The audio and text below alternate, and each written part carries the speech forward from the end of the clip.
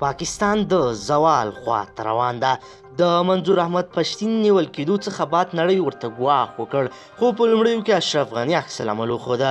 هغه څخه بعد اوس بیا د هند صدر اعظم مودي د نر زوی ډېرې قوي خبرې وکړې پاکستان ته.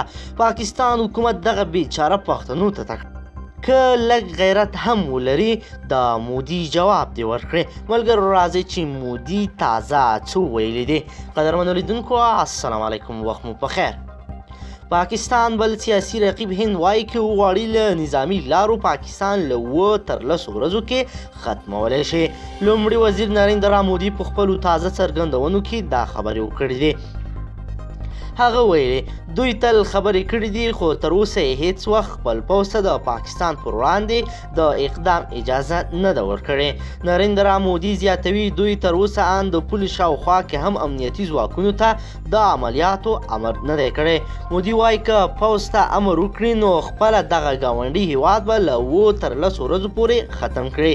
د مودي په خبره پاکستان تل په سیمه کې جګړو، ناندریو او ترهګریو ته لمن وهلې ده او د ترهګرو ډلو تر ټولو ستر ملاتړی دی.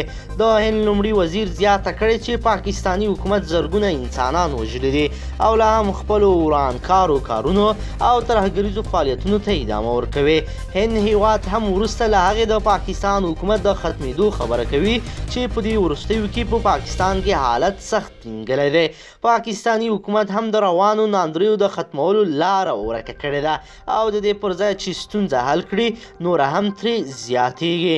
دا په داسې حال کې ده چې د پاکستان او هند ترمنځ هم سیاسي اړیکې په هره برخه کې بې خوند او ترینګلې دي. پاکستان د هند د لومړي وزیر د دې څرګندونو په غبرګون کې تر اوسه څه نه دي ویلي. د سیاسي چارو کارپوهان وایي پاکستان حکومت په روانو هڅو ګړنګ ته ځان وغورځوي، اوس سخت زیان به وویني. دوی وایي حکومت ته پکار ده په هیواد کې میشت قومونه خپل کړي، نه له ځانه د لرې کېدو هڅه یې وکړي.